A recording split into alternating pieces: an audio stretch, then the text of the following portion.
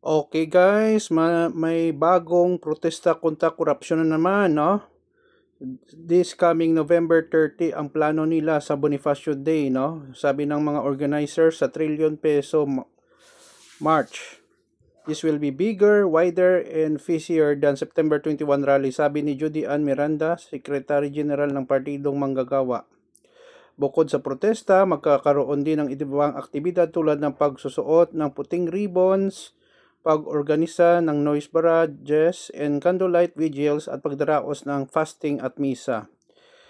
Sana po okay naman ang magprotesta. Sana po peaceful lang po at wala lang kaguluhan na mangyayari. At walang may masasaktan at masisira na mga properties sa inyong protesta. Yun lang po ang inihiling ko. At peaceful lang po. Yun lang po guys, paki-subscribe, follow in my Facebook page. Maraming salamat po guys sa inyong panonood at suporta. Kita-kita po tayo sa sunod na video. Ito naman ang kaibigan nyo si Jake.